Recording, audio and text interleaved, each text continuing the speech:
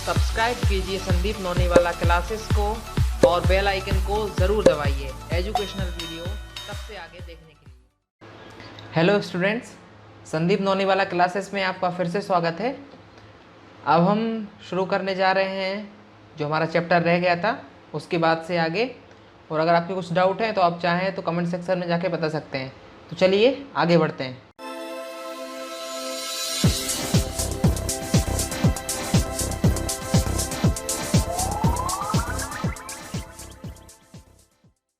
रासायनिक परिवर्तन, पहले हमने भौतिक परिवर्तन के बारे में पढ़ा है, अब हम रासायनिक परिवर्तन के बारे में पढ़ेंगे। जैसा आप स्क्रीन पे देख रहे हैं, साथ साथ में अपने बुक्स में ही चलते जाएंगे। रासायनिक परिवर्तन के बारे में, लोहे में जंग लगना एक ऐसा परिवर्तन है जिससे आपने भली भांति परिचित हैं। यदि आप लोहे के एक टुकड़े को कुछ दिनों के लिए खुले में छोड़ देते हैं तो इस पर भूरे रंग के पदार्थ की परत जम जाती है। पदार्थ जंग कहलाता है प्रक्रम जंग लगना। जैसे आपने भी देखा होगा, नॉर्मली क्या होता है, कुछ ऐसे स्टील, लोहा और भी अलग अलग तरह की जो चीज़ें हैं, धातुएं, उनको अगर आप बारिश में खुले में छोड़ देते हैं तो उन पे एक हल्की सी परत ब्राउन कलर की ऐसी चिपकने लगती है, तो उसे हम कहते हैं जंग लगना। पार्क अथवा लॉन आदि के लोहे के दरवाजे अथवा बगीचे या पार्क आदि में रखी लोहे की बेंच, लोहे के लगभग कोई भी वस्तु जो खुले में रखी रहती है उसमें जंग लग जाती है। नॉर्मली हमने देखा होगा बाहर खुले में जितने भी जो लोहे से जुड़ी, जो लोहे की बनी हुई सामान रहती हैं उनमें जंग लग जाती है। जैसे आपने देखा होगा कि घर में रखी कुल्हाड़ी, हथौड़ा आदि में वायु में कुछ दिनों तक खुला रख देने में उनमें भी जंग लग जाती है। रसोई में लोहे का गीला तवा कुछ समय तक खुला छोड़ देने पर उसमें जंग लग जाती है। जंग लोहा नहीं है, जंग उस पदार्थ में भिन्न होती है जिस पर यह लगती है। मतलब जैसे हम उसको, जो जंग रहती है उसे हम लोहा नहीं कह सकते, वो उससे थोड़ी अलग रहती है। ऐसे आपने देखा होगा, जैसे कुल्हाड़ी वगैरह, हथौड़ी और भी जैसे सामान, अगर हम बात करें रोटी बनाने वाला तवा रहता है, उसको आप गीला करके अगर कुछ देर रखा रहने देंगे तो कई दिनों बाद आप देखेंगे तो उसमें धीरे धीरे पीछे तरफ में जंग लगने लगती है। तो हम जो ऐसी चीज़ें हैं जो उससे भिन्न रहती हैं लेकिन जो लोहे पे के ऊपर जम जाती हैं उनके बारे में हम पढ़ेंगे। शिक्षक द्वारा निर्देशित किए जाने के लिए जैसे सावधानी इसमें दी हुई है कि मैग्नीशियम के जलते हुए फीते की और लंबी अवधि तक देखना हानिकारक हो सकता है। जैसे एक पतला सा तार है, जो मैग्नीशियम का तार अगर जल रहा है तो उसकी तरफ हमें ज़्यादा देर तक नहीं देखना चाहिए क्योंकि उससे नुकसान हो सकता है। तो शिक्षकों को बच्चों को बताना चाहिए कि वे जलते हुए मैग्नीशियम की ओर अधिक समय तक टकटकी लगा के न देखें। ऐसे आपने देखा होगा, जब वेल्डिंग करते समय अगर आप वेल्डिंग को देख लेते हैं तो आपकी आंखों में एकदम चमक सी रह जाती है, इसलिए एक टुक हमें नहीं देखना चाहिए। मैग्नीशियम की पतली पट्टी या फिर फीता बोल सकते हैं, या फिर तार का टुकड़ा लीजिए। मैग्नीशियम का हल्की से जो है टुकड़ा आपको ले लेना है। उसके बाद इसके सिरों को रेगमाल से साफ करना है। रेगमाल जो आपका रेतीला कागज रहता है उसको बोलते हैं रेगमाल, उससे आपको साफ करना है। उसके बाद क्या करना है हमें, एक सिरे को मोमबत्ती की लो के पास लाइए, या चमकदार श्वेत प्रकाश देती है, जैसे जलते हुए इसमें आप देख रहे हैं, ये वाइट कलर दे रहा है। पूरी तरह जलने के बाद कुछ श्वेत भस्म शेष रह जाती है, मतलब जब आप उसको पूरा जला देंगे तो हल्का सा जो है वाइट कलर की एक पाउडर उसमें रह जाएगी, नीचे तरफ में शेष बोलते हैं। क्या भस्म मैग्नीशियम के फीते जैसी लगती है? इस परिवर्तन को निम्नलिखित समीकरण द्वारा व्यक्त किया जा सकता है। जैसे इसमें मैग्नीशियम प्लस ऑक्सीजन, इसमें वो हो जाएगा मैग्नीशियम ऑक्साइड, एक केमिकल रिएक्शन बन गई, इसको समीकरण ही बोलते हैं। जैसे मैग्नीशियम में Mg और ऑक्सीजन का O2, इसमें यहाँ पे बन गया MgO2, तो इसको इक्वल करने के लिए यहाँ पर 2 लिख देंगे, जिससे इससे 2। अब ध्यान दें कि यहाँ लिखी समीकरण गणित में प्रयुक्त समीकरणों से भिन्न है। इस प्रकार के समीकरण में तीर का अर्थ बनता है हो जाता है। मतलब ये तीर यहाँ पे दिया हुआ है, इसका मतलब है कि इन दोनों का जो है हम मिक्सचर करेंगे या फिर इन दोनों का हम जब रिएक्शन करेंगे तो हम मिलेगा मैग्नीशियम ऑक्साइड। इस पुस्तक में रासायनिक समीकरणों को संतुलित करने का कोई प्रयास नहीं किया जा सकता है जा रहा, ना ही वह छात्रों से अपेक्षित है। तो इसमें आप चाहें तो जैसे यहाँ पर आपके 2 ऑक्सीजन के मॉलिक्यूल हैं तो यहाँ पर आपको उसको बैलेंस करना होगा, ऐसा यहाँ पे नहीं दिया गया है। उसके बाद हम बात करते हैं भस्म को एकत्रित करके इसमें जल की कुछ मात्रा मिलाइए। जैसे अब आपने मैग्नीशियम ऑक्साइड की जो बन जाएगा, जो हमारी भस्म राख जो बचेगी, राख बोलते हैं जनरली, और अच्छी तरह मिलाइए और मिश्रण का लाल एवं नीले लिटमस पत्र से परीक्षण कीजिए। हमें क्या करना है, जैसे हमने पढ़ा था लिटमस के बारे में एसिड बेस वाले चैप्टर में, तो हमें लाल लिटमस और नीले लिटमस पे अपना प्रैक्टिकल करना है। क्या यह मिश्रण कैसे बना है, जो हमने राख ली थी मैग्नीशियम ऑक्साइड की उसको, और हमने उसमें थोड़ा सा जल मिलाया था। तो हमने क्या किया, हमें देखना है कि क्या मिश्रण लाल लिटमस को नीला कर देता है या फिर क्या मिश्रण नीले लिटमस को लाल कर देता है। इस प्रशिक्षण के आधार पर आप जलीय विलयन को किस रूप में वर्गीकृत करेंगे, अम्लीय अथवा क्षारकीय। मतलब हमें अब देखना है कि जो मीडियम बना है वो एसिडिक है या फिर बेसिक है। तो उसके लिए हमें क्या जो रिएक्शन करनी पड़ेगी, भस्म को जल में घोलने पर यह नया पदार्थ बनाती है। इस परिवर्तन को निम्नलिखित समीकरण के द्वारा लिखा जा सकता है। जैसे इसमें क्या लिख सकते हैं, मैग्नीशियम और जल हम मिलाएंगे तो क्या हो जाएगा, मैग्नीशियम हाइड्रोक्साइड, ये मैग्नीशियम हो गया, और जो OH आयन है वो हाइड्रोक्साइड आयन रहता है। जैसा कि आपने अध्याय 5 में पढ़ा है, मैग्नीशियम हाइड्रोक्साइड एक क्षारक है जिसमें OH इसमें मिला हुआ है, तो मतलब ये एक। अब हम जो हमारी भस्म थी, जो राख बची हुई थी मैग्नीशियम की, तो उसे हम भस्म को जल में घोलने पर एक नया पदार्थ बनाती है। मतलब हमने जो है उसका एक मिक्सचर बना लिया है, जलीय विलयन बोल सकते हैं। भस्म को जल में घोलने पर यह नया पदार्थ बनाती है। इस पदार्थ को निम्नलिखित समीकरण के द्वारा लिखा जाता है। जैसे इसमें क्या लिखा है, मैग्नीशियम ऑक्साइड जो है उसके में हम अगर थोड़ा सा पानी जो जल में लाएंगे तो क्या बन जाएगा, मैग्नीशियम हाइड्रोक्साइड। हमने पुराने चैप्टर में पढ़ा था कि OH आयन जो है ये क्षारकीय रहता है, मतलब बेसिक नेचर का रहता है। तो ये जो हमारा क्या बन गया नेचर, इसका क्षारक नेचर या फिर बेसिक नेचर। तो मैग्नीशियम हाइड्रोक्साइड एक नया पदार्थ है जो मैग्नीशियम के जलने पर बनता है। मैग्नीशियम हाइड्रोक्साइड एक अन्य नया पदार्थ है जो कि मैग्नीशियम ऑक्साइड को जल में घोलने पर बनता है। अब हमें आगे बात करना है कि क्रियाकलाप 6.7 के बारे में। शिक्षक द्वारा निर्देशित किए जाने के लिए, मतलब जो हमारे टीचर्स हैं उनके लिए एक दिया हुआ है कि वो आपको कैसे बताएंगे कि क्या करना है आपको। कांच के एक गिलास या कटोरे अथवा चौड़े मुंह की बोतल में लगभग आधा कप पानी लेकर उसमें 1 चम्मच कॉपर सल्फेट नीला धोता उसे घोल लेना है। इसमें यहाँ पर कॉपर सल्फेट मिलाया हुआ है। उसके बाद 1 विलयन में तनु सल्फ्यूरिक एसिड, एक में क्या घोलना है, कॉपर सल्फेट। उसके बाद दूसरे में क्या घोलना है, सल्फ्यूरिक एसिड। उसके बाद सल्फ्यूरेट एक घोल लीजिए और 1 विलयन में तनु सल्फ्यूरिक एसिड की कुछ बूंदें मिलाइए। आपको नीले रंग का विलयन मिल जाएगा। एक परख नली अथवा कांच की छोटी बोतल में विलयन का थोड़ा सा नमूना बचा लीजिए, मतलब थोड़े से उसमें आपको बचा लेना है। फिर शेष विलयन में एक कील अथवा उपयोग किए जा चुके ब्लेड या उसका और का टुकड़ा डालना है।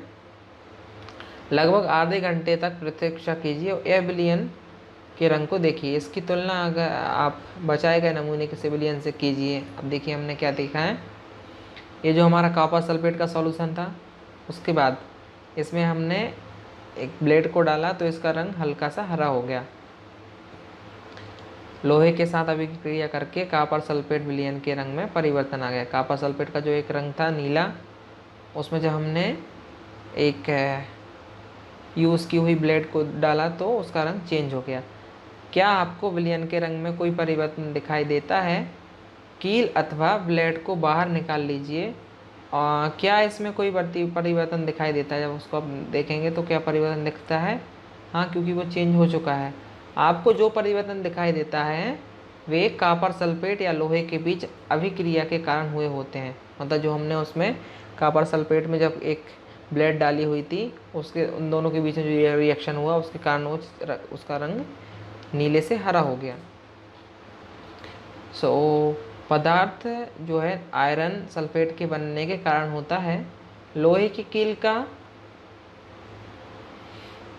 भूरा निक्षेप कॉपर या तांबे की परत के कारण होता है। जैसे क्या है, जो कॉपर सल्फेट में हम जैसी पतली सी कील वगैरह या फिर कुछ डालते हैं तो उसमें जो एक परत रहती है उसके कारण जब कॉपर रिएक्शन करता है तब एक नया पदार्थ बनता है, और जो नया पदार्थ रहता है उससे हमारे कॉपर सल्फेट का कलर चेंज हो जाता है। तो एक नया पदार्थ है, हम इस अभिक्रिया को निम्न प्रकार से व्यक्त कर सकते हैं। जैसे कैसे कर सकते हैं व्यक्त? यहाँ पे दिया है कॉपर सल्फेट का फार्मूला क्या है, CuSO4। ये नॉर्मली छोटे छोटे जो फार्मूले रहते हैं इनको आप चाहें तो याद कर सकते हैं, बाद में आगे क्लासों में भी काम आता है। और आयरन का है जो लोहा बोलते हैं Fe, आयरन सल्फेट का है फेरस सल्फेट का जो FeSO4, और उसके बाद कॉपर, ये अलग जो भूरा रंग, ये हरे रंग का फेरस सल्फेट जो अभी आप यहाँ पे देख रहे हैं। अगर हम दूसरे एक्टिविटी की बात करें 6.8 में, किसी परख नली में लगभग 1 चम्मच सिरका लेना है, इसमें चुटकी भर खाने का सोडा, और आपको एक बुदबुदाहट की ध्वनि दिखाई देगी, गैस के बुलबुले बाहर निकलते, जैसे यहाँ पे देखना है। सिरका लेना है और खाने का सोडा, तो इसमें से हल्की सी बुलबुलाहट ऐसे दिखाई देगी। तो हमें क्या करना है, इस गैस को चित्र 6.5 में दिखाई गई व्यवस्था के अनुसार ताजे बने चूने के पानी में से गुजारिए। चूने का पानी यहाँ पे बनाया हुआ है, तो इसको जब यहाँ से पास करेंगे तो जो गैस है वो यहाँ से होते हुए यहाँ से आते हुए यहाँ पर आएगी, इस कार्बन डाइऑक्साइड गैस जो थी। चूने का पानी में क्या परिवर्तन होता है वो हमें देखना है। परख नली में परिवर्तन निम्न प्रकार से होता है। जैसे पहले था सिरका, इसको बोलते हैं हम एसिटिक एसिड, एसिटिक एसिड,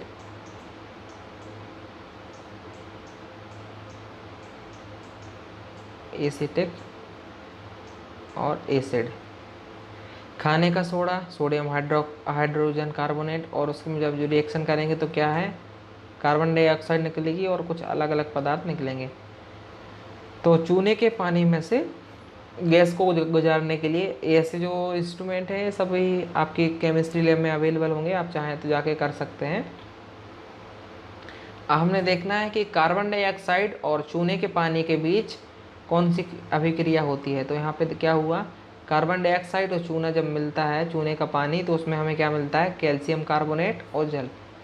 जो यहाँ का C है वो इन दोनों के साथ रिएक्ट हो जाएगा, तो कैल्शियम कार्बोनेट ये मिल गया, CaCO3, उसके बाद जो पानी है वो निकल जाएगा।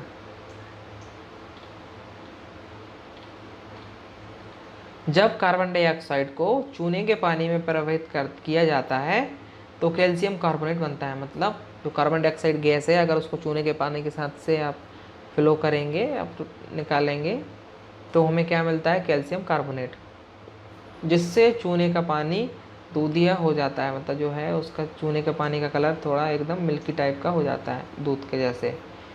तो चूने का पानी दूधिया हो जाना कार्बन डाइऑक्साइड का मानक परीक्षण है।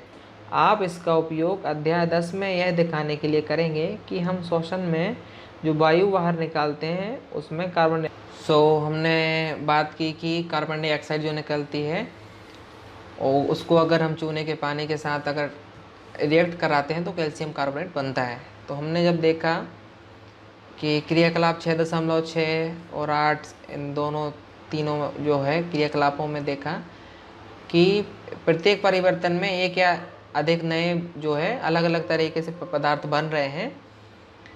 जैसे हमने 6.6 में देखा कि मैग्नीशियम की वायु की उपस्थिति में जलाने पर बनने वाली भस्म एक नया पदार्थ बनी। उसके बाद कॉपर सल्फेट के लोहे के साथ अभिक्रिया से आयरन सल्फेट बना या कॉपर बने। उसके बाद ये दोनों नए पदार्थ थे। उसके बाद फिर हमने देखा कि जब हमने सिरका एसिटिक एसिड को खाने के सोडे के साथ अभिक्रिया करवाई तो कार्बन डाइऑक्साइड बनी, जिससे चूने के पानी को दूधिया कर दिया था। और हमने ये देखा कि इसमें हम बात करेंगे कि वह परिवर्तन जिसमें एक या एक से अधिक नए पदार्थ बनते हैं उसे हम रासायनिक परिवर्तन कहते हैं। आप इसको चाहें तो अच्छे से अंडरलाइन कर लीजिएगा कि एक या एक जो ऐसा परिवर्तन जिसमें एक से एक नया परिवर्तन होते हैं और नए पदार्थ बनते हैं उन्हें हम कहते हैं रासायनिक परिवर्तन। रासायनिक परिवर्तन जैसे इसमें अलग अलग जो हमने अभी पढ़े थे 6.7 से 6.8 और 6.6 भी तीनों जो रिएक्शन थे वो सभी इसमें आते हैं। रासायनिक परिवर्तन हमारे जीवन में अत्यधिक महत्वपूर्ण है। सभी नए पदार्थ रासायनिक परिवर्तनों के परिणाम स्वरूप ही बनते हैं। उदाहरण के लिए भोजन का पाचन, मतलब हमारे अंदर जो डाइजेशन होता है वो भी एक इसमें जो है रासायनिक प्रक्रिया में आ जाता है। फलों का पकना, अंगूरों का किण्वन आदि और विभिन्न रासायनिक परिवर्तनों के कारण होता है। जैसे अंगूरों से अलग अलग तरह की वाइन्स वगैरह बनती हैं। तो औषधि भी रासायनिक अभिक्रिया की श्रृंखला में अत्यो उत्पाद होती है। उपयोगी नए पदार्थ जैसे प्लास्टिक, डिटर्जेंट्स और को रासायनिक अभिक्रिया द्वारा ही बनाया जाता है। वास्तव में प्रत्येक नए पदार्थ जो खोज रासायनिक परिवर्तनों का अध्ययन करके ही की गई है। मतलब जैसे रासायनिक चीज़ें जो रिएक्शन की गए हैं उसके कारण ही फिर नए नए जो प्रोडक्ट्स हमें मिले हुए हैं। हमने देखा कि रासायनिक परिवर्तन में एक या एक से अधिक नए पदार्थ निर्मित होते हैं। नए उत्पादों और पदार्थों के अतिरिक्त रासायनिक परिवर्तन में निम्न घटनाएं होती हैं। जैसे इसमें और क्या क्या हो सकता है वो हमें देखना है। क्या है, फिजिकल चेंजेस जो भौतिक परिवर्तन है उसमें इतने ज़्यादा कुछ परिवर्तन में अलग अलग तरीके से एक्स्ट्रा में कुछ होता नहीं है। लेकिन अगर रासायनिक परिवर्तन करते हैं तो उसके साथ साथ क्या क्या होता है वो हमें देखना है कि जैसे उसमें क्या होता है। पहले ऊष्मा, प्रकाश या किसी अन्य प्रकार के जैसे उसमें निर्मुक्त अथवा अवशोषित होती है। मतलब रिएक्शन तो हमारा होगा लेकिन उसके साथ एक्स्ट्रा में क्या निकलता है उसमें देखते हैं। अब जैसे यहाँ पर ध्वनि का उत्पन्न होना, जैसे कुछ कुछ अलग प्रकार की पट पट चट चट वगैरह ऐसी आवाज़ आती है। उसके बाद गंध में परिवर्तन होना, किसी नई गंध का बनना, अलग अलग प्रकार की जैसे स्मेल आती हैं। उसके बाद हमने देखा रंग में परिवर्तन होना और किसी गैस का बनना, जैसे अभी हमने देखा था कार्बन डाइऑक्साइड बनी हुई थी। तो आइए हम और कुछ उदाहरणों के बारे में बात करते हैं। इसके अलावा भी और कोई से उदाहरण हम देख सकते हैं। जैसे आपने देखा कि मैग्नीशियम के फीते का जलना एक रासायनिक परिवर्तन है। कोयला, लकड़ी अथवा पत्तियों का जलना भी एक रासायनिक परिवर्तन है। वास्तव में किसी भी पदार्थ का जलना एक रासायनिक परिवर्तन है। जलने के साथ सदैव ऊष्मा का उत्पादन होता है। मतलब जैसे जलते हैं उसमें हमने देखा कि हीट निकलती है। अब अगर हम बात करें पटाखों की, तो पटाखों का विस्फोट एक रासायनिक परिवर्तन है। आप जानते हैं कि ऐसे विस्फोट में ऊष्मा, प्रकाश, ध्वनि और अन्य उत्पन्न जैसे गैस होती हैं जो वायुमंडल को प्रदूषित करती हैं। इसलिए आपको पटाखे न जलाने की सलाह दी जाती है। अब हम एक बोलते हैं ना कि आखिर पटाखे नहीं फोड़ो नहीं फोड़ो, क्या होता है उससे क्या है, बहुत सारी हानिकारक गैसें निकलती हैं जो हम सांस लेते हैं तो हमें उसके साथ मिलके हमारे अंदर जाएंगी तो और बीमारियां फैलाएंगी। इसलिए पटाखों को मना किया जाता है कि ना फोड़ा जाए। जब भोजन सामग्री वासी हो जाती है अथवा सड़ गल जाती है तो उससे भी दुर्गंध आने लगती है। क्या हम इस परिवर्तन को रासायनिक कह सकते हैं? हाँ, हम बोल सकते हैं। हमारा खाना सड़ गया है उसको भी एक केमिकल चेंजेस बोल सकते हैं। अब हम बात करते हैं कि सुरक्षात्मक आवरण क्या रहता है। आपने वायुमंडल में ओजोन की परत के बारे में सुना होगा। ओजोन की परत आपने देखा होगा कि ओजोन वैसे तो हम नहीं देख सकते, बट आपने टीवी वगैरह में ऐसे न्यूज़ सुनी होगी ओजोन लेयर के बारे में। ओजोन लेयर जो है हमारी पृथ्वी को प्रोटेक्ट करके रखी हुई है। किन से? सूर्य से आने वाली जो हानिकारक किरणें हैं उनसे हमें प्रोटेक्ट करके रखती है। एक पूरी लेयर बना के रखी हुई है चारों तरफ, जिससे हमारे शरीर को कोई नुकसान नहीं होता है। यह हमें सूर्य के प्रकाश से उपस्थित हानिकारक पैराबैंगनी विकिरण से बचाती है। ओजोन पराबैंगनी विकिरण को अवशोषित कर लेती है और ऑक्सीजन में परिणत हो जाती है। ऑक्सीजन ओजोन से भिन्न है और हम ओजोन के अपघटन को रासायनिक परिवर्तन कह सकते हैं। यदि ओजोन द्वारा पराबैंगनी विकिरण अवशोषित नहीं होती तो वह पृथ्वी की सतह पर पहुंचकर हमें अन्य जीवों की हानि पहुंचाती है। ओजोन इस प्रकार से सुरक्षा प्रदान करती है और प्राकृतिक आवरण की तरह काम करती है।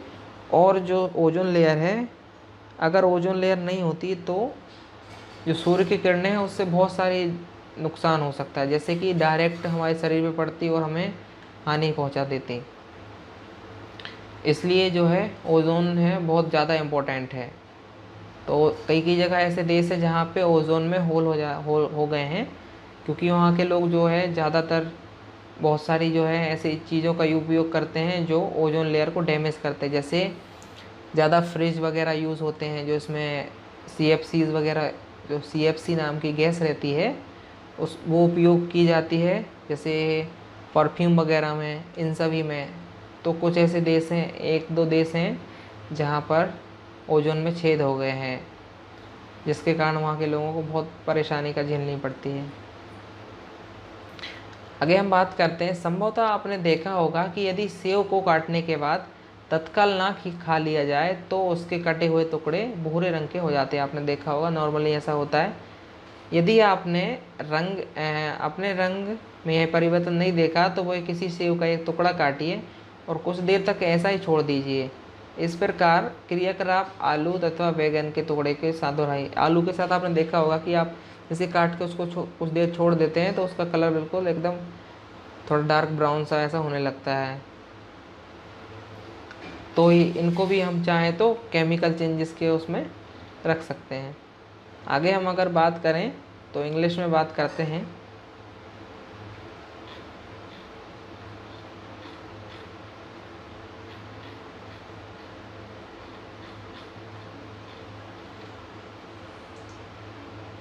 इंग्लिश में हम बात करते हैं, जैसे हम कहते हैं केमिकल चेंजेस, मतलब हमारे जो रासायनिक परिवर्तन है।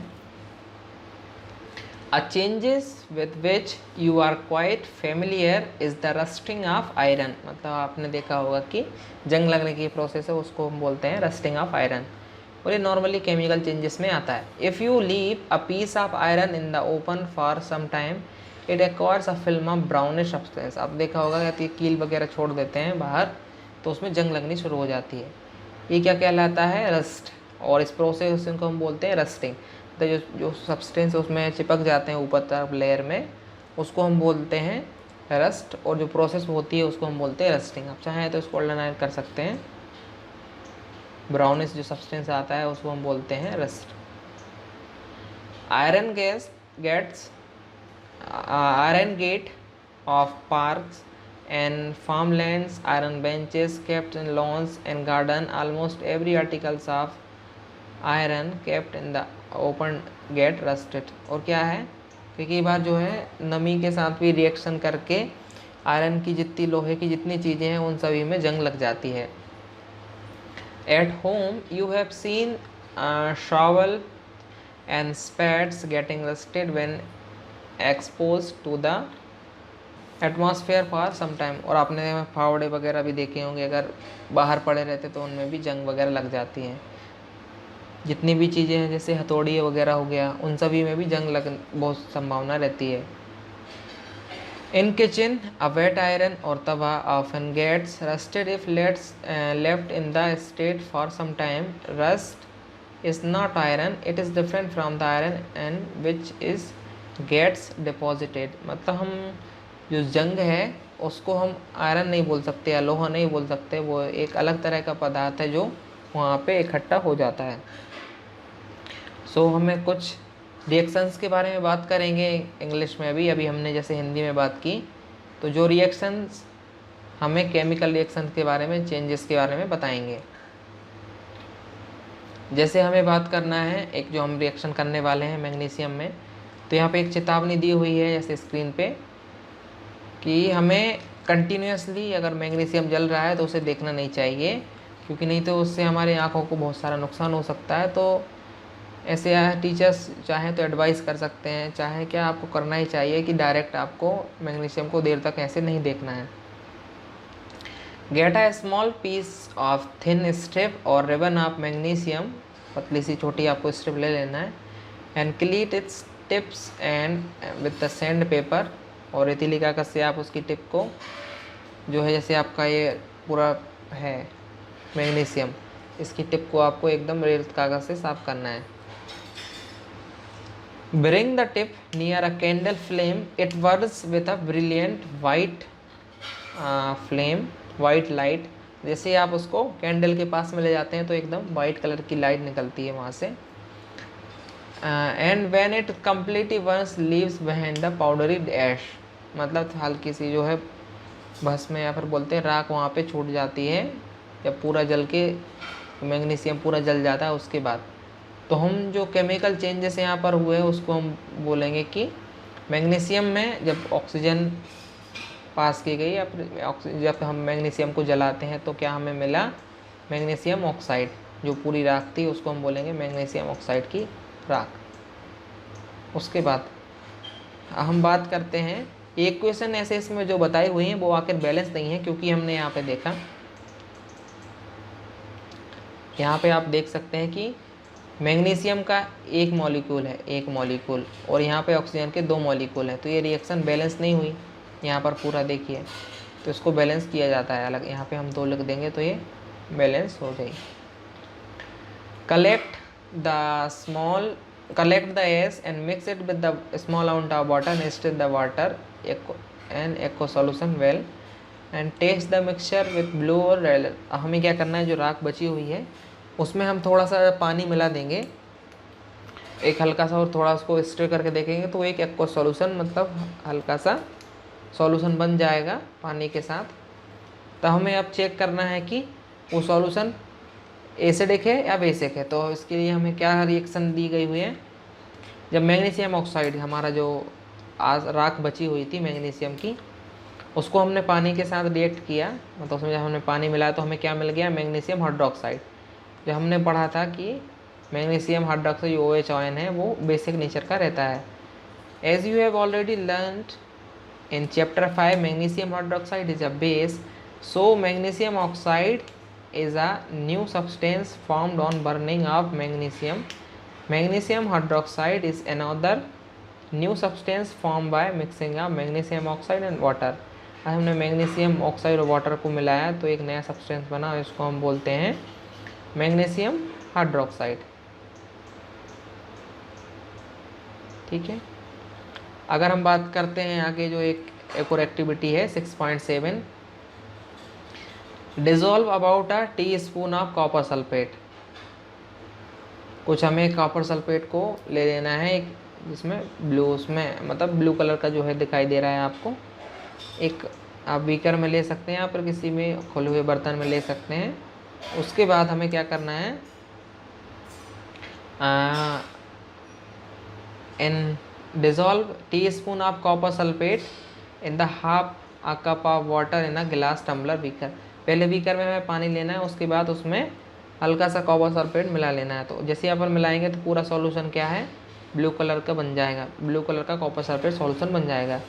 उसके बाद हमें क्या करना है, few drop of sulphuric acid उसमें मिलाना है, हल्का सा जब हम सल्फ्यूरिक एसिड उसमें मिला देंगे तब उसके बाद हम क्या करना है, उसमें एक ब्लेड या फिर चाहे तो छोटी सी जो आपकी सुई वगैरह है या फिर आपकी कील वगैरह उसमें डालना है।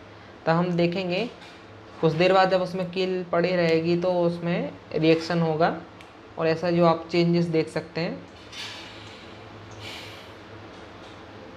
हल्का हरा करा ग्रीनिश कलर का हो गया है। तो ये ग्रीनिश कलर किस कारण से हुआ है, जो वहाँ पे चेंजेस हुए हैं ब्लेड के कारण।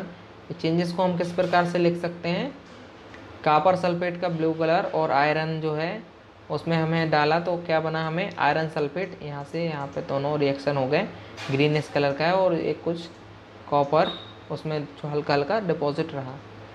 अगर हम बात करें आगे 6.8 एक्टिविटी के बारे में, take about a teaspoon of vinegar in a test tube and add a pinch of baking soda. हमें टीस्पून से जो क्या है विनेगर, सिरका जो बोलते हैं, और उसके बाद हमें क्या करना है, और थोड़ा सा बेकिंग सोडा ले लेना है। जब हम इन दोनों को मिलाएंगे तो हल्की सी गैस निकलेगी, तो उस गैस में मतलब चट चट की आवाज़ जैसे आएगी, तो उस गैस को हमें एक है जो चूने के पानी के साथ उसको हमें पास करना है। तो आगे हम देखते हैं। The changes in the test tube is as follow, जैसे विनेगर, एसिडिक एसिड जो रहा उसको बेकिंग सोडा के साथ हमने किया, तो हमें क्या मिला, सॉरी, हमको मिला कार्बन डाइऑक्साइड और कुछ अलग अलग सब्सटेंस मिले। तो the reaction between carbon dioxide and lime water is as follow. यहाँ पे देखो रिएक्शन दिया हुआ है, कार्बन डाइऑक्साइड जो यहाँ पर थी, यहाँ पर जो रिएक्शन है वो यहाँ पे लिखा हुआ है। कार्बन डाइऑक्साइड और लाइम वाटर जो था चूने का पानी, उसमें जो हमने बनाया जब मिक्स होते हैं तो यहाँ पर क्या बनता है, कैल्शियम कार्बोनेट CaCO3, और पानी जो है वो ऑलरेडी रहता है वहाँ पर। When carbon dioxide is passes through lime water, मतलब चूने के पानी से जब पास करते हैं तो हमें क्या मिलता है, कैल्शियम कार्बोनेट।